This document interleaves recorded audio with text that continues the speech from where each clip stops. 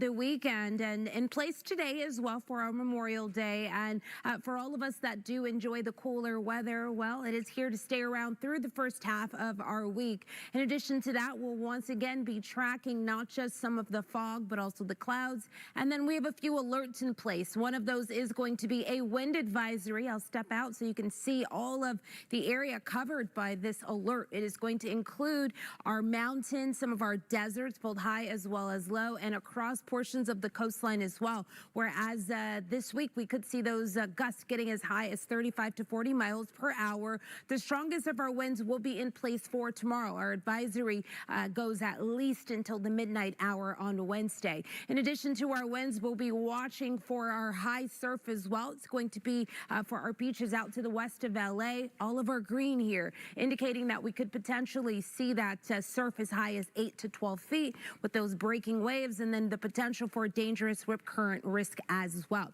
Temperature-wise, the weekend, we saw temperatures in the LA area in the low to mid 70s today. We made it to 75 degrees, so the same type of trend going on there, where temperatures have backed down near or at their normal of 74 for the LA and yes, surrounding areas as well. The reason being is because we do have a system, an area of low sitting off to the north of us with this deep trough here, so allowing for all of that cooler air to really flow into our region. Our onshore flow is going to do its part this week as well in bringing in the chance for some of that drizzle each night into the morning hour. Our low here is expected to stick around through the first half of the week before moving off by the time the end of this week arrives, and then we'll get hit with a warming trend.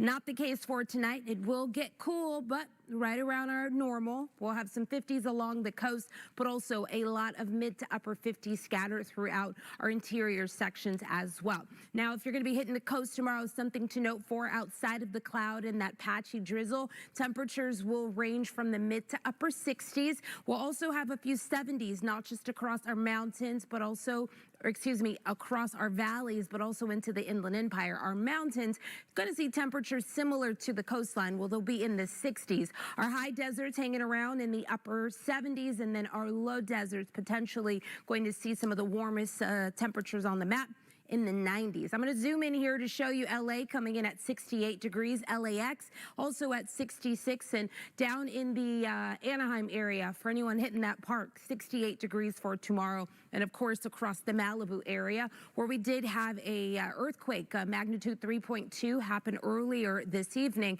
Temperatures tomorrow expecting to be at 65 degrees.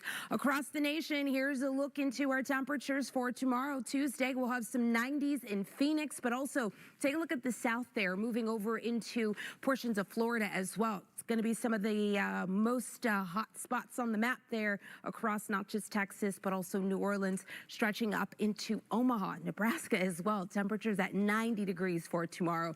Different story here on the West Coast. We are under, again, the influence of that low, so temperatures dipping down into the 60s to get us through at least the middle of the week. Here's a look at our warm-up pushing into Friday, but also the weekend. We're looking at 70s, and then next week really getting hit with those 80-degree temperatures. Along the coast for tomorrow, we're expecting to have those 60s. Temperatures remain in the 60s. Remember, it's going to be cooler the first half of this week before that warmth begins to settle in the end of the week, and then rolling into our weekend as well. We do have some beautiful weather to look forward to. Back to you. Sounds good.